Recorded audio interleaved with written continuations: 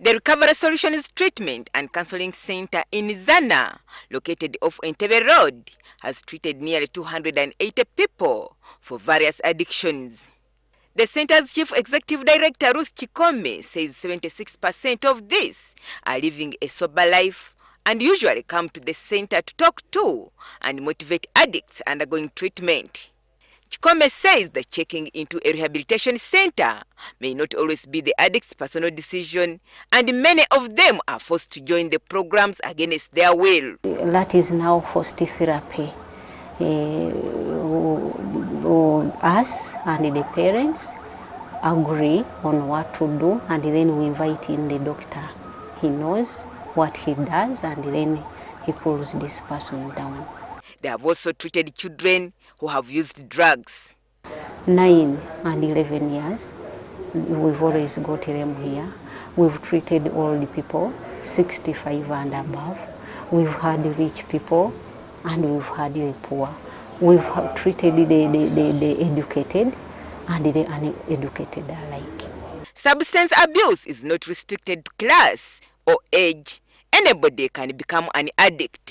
We've treated over 10 lawyers in this rehabilitation center. Accountants, they also affected. And then we have doctors, medical doctors.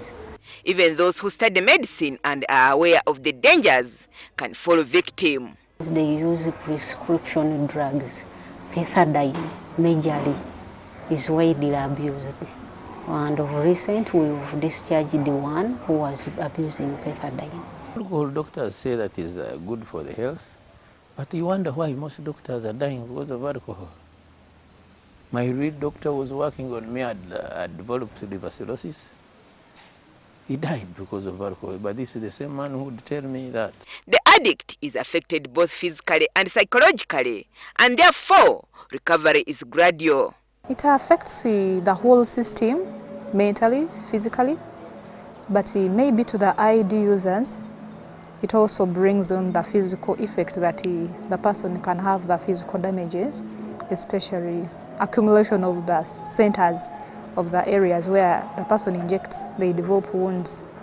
So you find that you have to treat the effects of the drugs, even the withdrawal symptoms, plus dressing the wounds. We take them for medical examination. Before administering any medication, we do the medical examination. We check the liver, we check the kidney, and the HIV is compulsory. In the process of substance abuse, a person's internal organs, especially the brain, suffer harm, and so professional addiction recovery programs are necessary. HIV and addiction are inseparable. We have the cancer that is majorly caused by drug abuse, the liver cirrhosis, the lung cancer, that is, it is mostly caused by drug abuse. Chikome says there are a number of principles to bear in mind when dealing with drug addicts. Where we educate these people about all the dangers, we give all the information about their choice of drugs, of abuse, and then we have family education. They do detoxification. There is spiritual therapy which helped me spiritually, because in the drinking you become so decayed. Drug treatment programs usually last 90 days, depending on the type of substances an individual is abusing.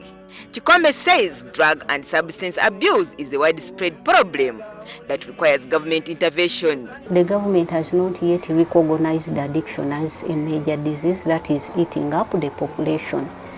But if it came out like, say, funding these organizations, we would be in position to fight the disease. The treatment is very expensive.